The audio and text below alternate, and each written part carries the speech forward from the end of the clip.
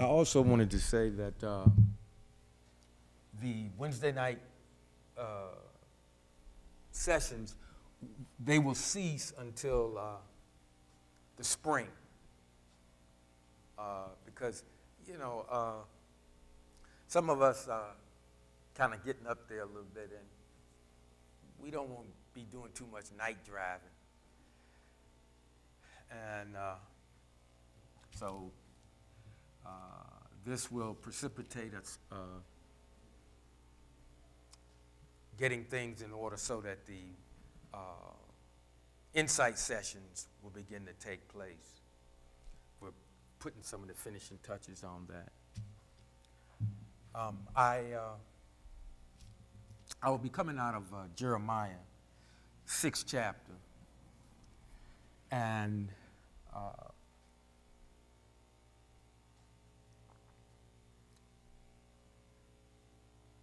I'm not going to be long today because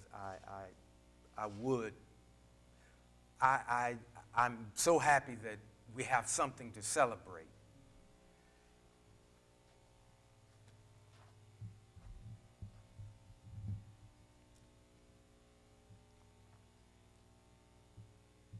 But this anxiety, this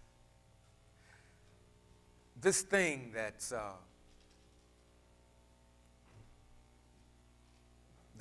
got me and some of you kind of restless. Saints, we've got to get ahead of this thing. And what I mean by that is, with all the goings and comings, and of course, Tuesday, if you haven't already, you know, and if you decided you're going to, there's something that you can do or don't do, and you have the privilege to do, and you have the privilege not to do it. And I'm going to leave it at that. But all of this, the economy, you know, us losing family members, it just seems like it's just one right after the other, after the other, after the other. Millie, she fell. You know, and I'm not saying that that's God's judgment, but what I'm saying, saints, is all of our stress levels are going up. And there's something to this. Listen,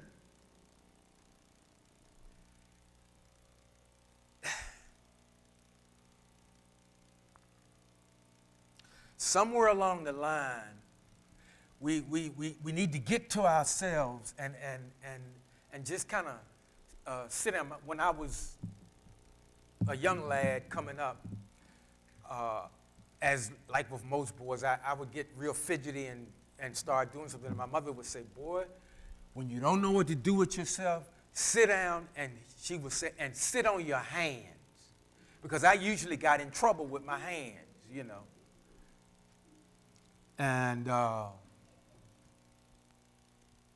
And saints, you know, I'm going to suggest that to you. I'm not saying that you're being fidgety or anything like that, but with the barrage, every time we turn around, I mean, you know, the Hawkins, they just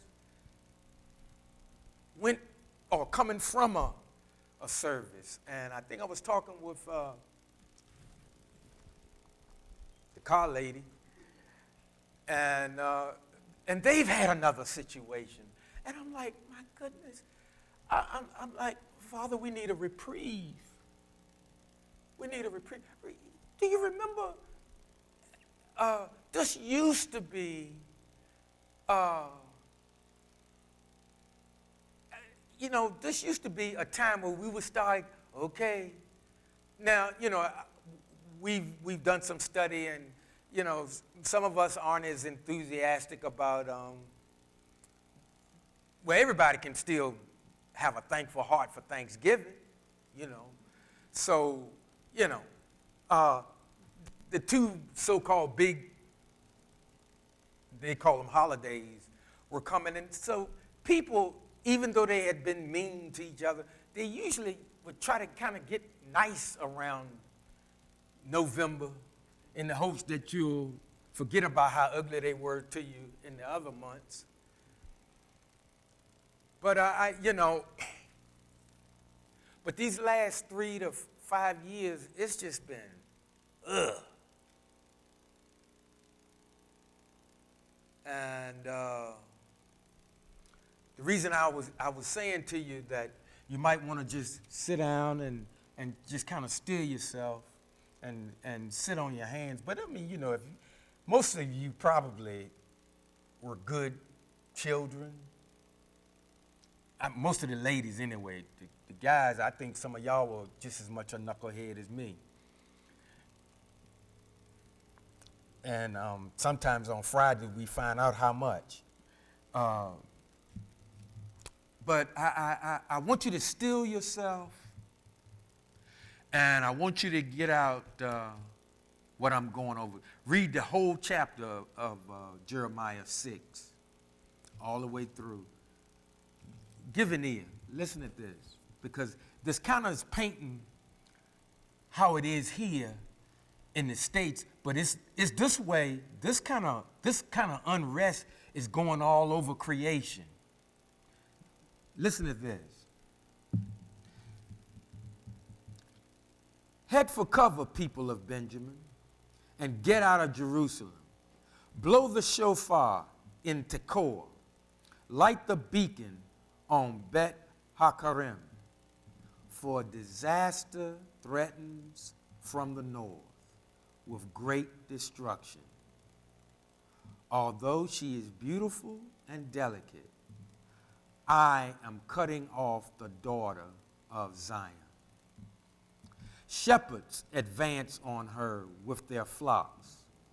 All around her they pitch their tents, each grazing his own plot of pasture. Prepare for war against her. Get up. Let's attack at noon. Woe to us, for the day is waning. Even shadows are lengthening. Get up. Let's attack at night. Let's destroy her palaces.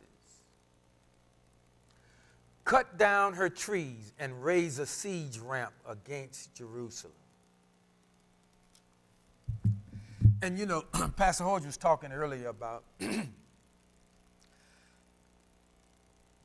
how a lot of things are being uncovered, and a lot of things are being uncovered, and not just, in the what we call the entertainment field.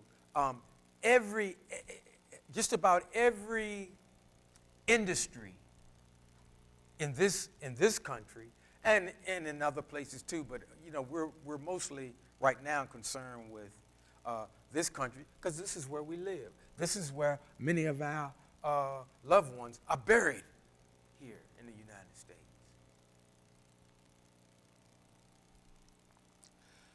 But it's just a constant barrage of passing, accidents, injuries.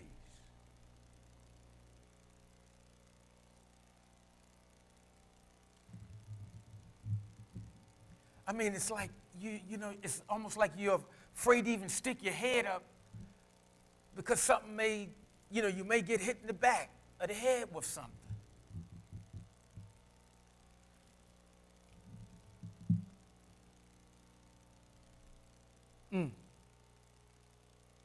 Prepare for war against her. Prepare. See, and a lot of this, we're thinking, well, it's an attack of the adversary on the church. Not necessarily so. See, because a lot of times we don't correctly follow the instructions, sometimes some of the mishaps are sent by the one that made us. And a lot of us, we've been trained that every time something unfortunate happens to us, the devil did it. But I remind you that there's nothing that's made that he didn't create.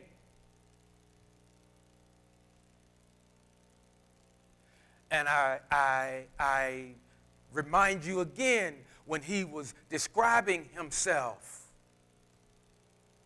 he said, I'm God. I wound, I heal, I kill, I make alive. I'm God. Now, I'm going to paraphrase. To me, what he's saying is the buck stops with me. But see, we're always taught, and the system always promotes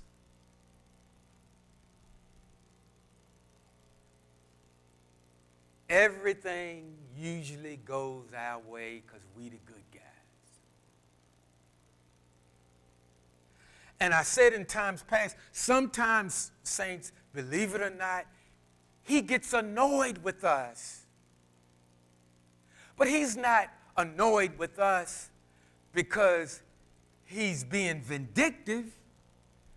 He gets annoyed with us because we don't follow instructions. Many of us, we're going our own way. Now, there's a group, I don't know who they are. It's a white group, but they made this song, You Can Go Your Own Way. You can go your own way, go your own way. And I don't remember the rest of it, but when I read that, I think of that song. And see, many of us, we're going our own way, and guess what? And we think I'm going as I'm being led of the Lord, and a lot of times we're being led of our own. We're being led on our own. We're doing things, and then we want the Most High to bless it. We're making important decisions, and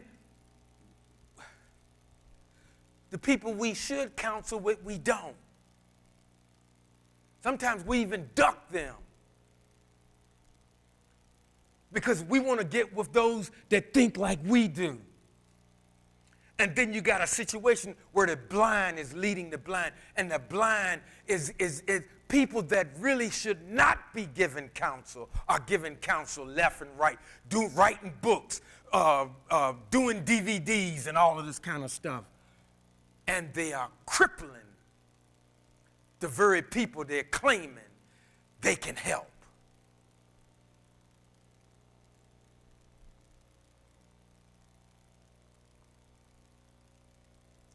But I tell you, there is an awakening, and I'm going to tell you something.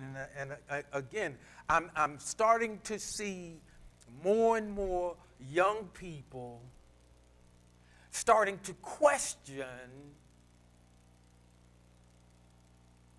some of the things that we have continually tried to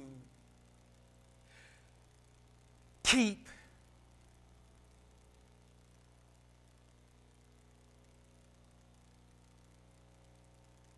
presenting to them, saying that this is the way you serve the Most High.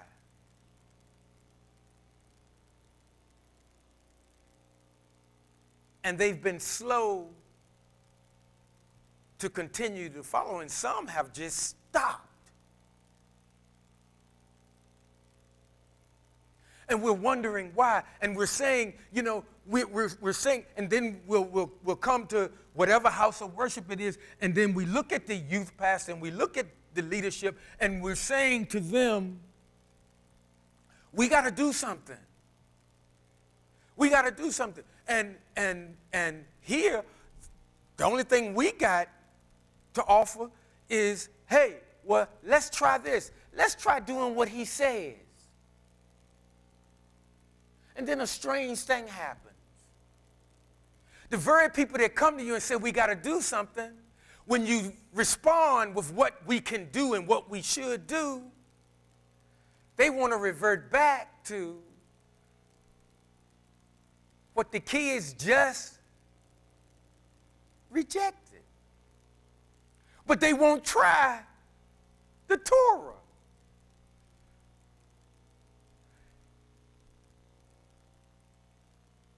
Why won't we offer them? Why don't we encourage them? Hey, let's do what our Creator says, because he's the boss of me, but he's the boss of you too. But see, too many of us, we've gotten these ideas and we've got papers, and we say, well, I've got this program and we're going to do this and we're going to implement this and that and a third, and that stuff don't work either. And now our grandchildren are coming up. Are we going to duck Torah again? And then we're going to blame the youth pastors and the leadership again. And I'm saying it still hasn't changed. Let us live a life of obedience rather than a life of sacrifice. This system teaches you how to live a life of sacrifice. Oh, Lord, I sinned against you. I'll crawl to China through glass on my hands and knees to show you how sorry I am. When all he's saying, well, listen, the argument you had with your neighbor, you go and apologize. I can't do that. I'm a prominent person in my community. The people look up to me. I got a country club membership. I hang around with some pseudo-important people. I'm a this, I'm a that. Not identifying who are you. Do you have any integrity?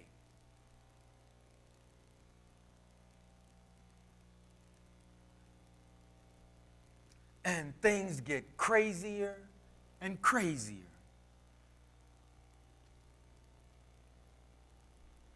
I was sharing with the Wednesday night people.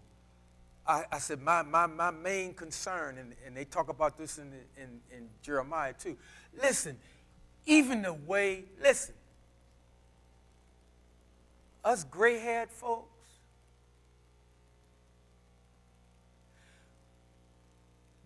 it's getting so now we're not even seen almost as people. You know how we're being looked at?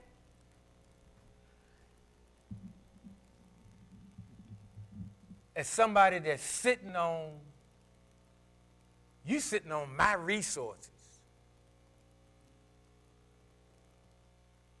I'm not accusing any of your kids or your grandkids, so don't be waiting on me in the parking lot.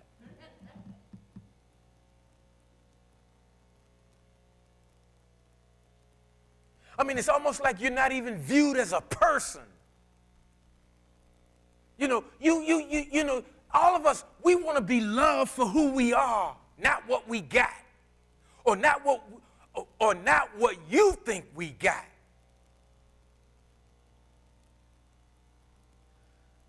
I was having a conversation last night, and another passing had occurred in a family, and unfortunately, the son that was living with his mother,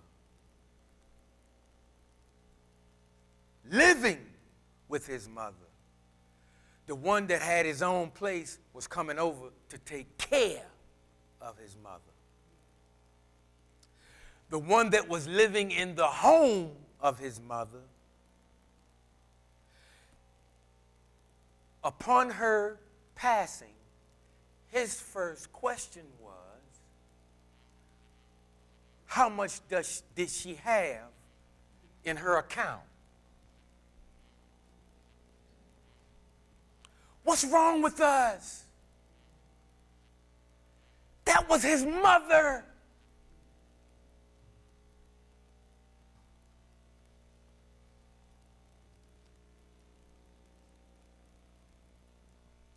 Wow.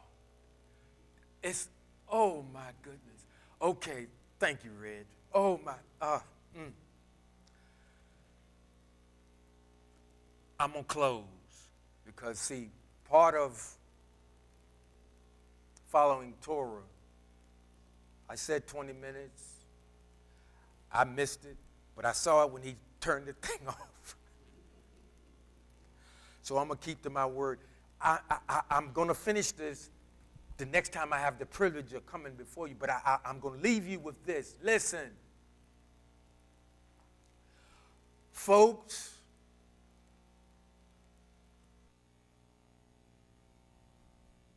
that's a hurtful thing.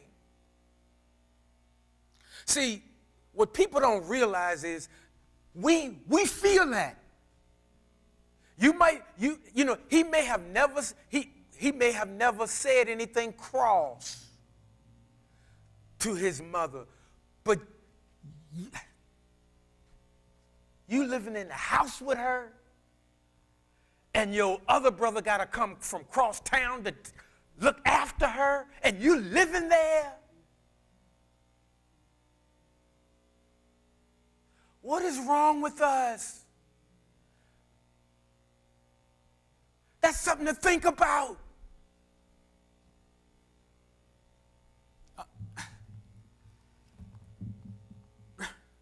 We'll continue. I'm gonna close.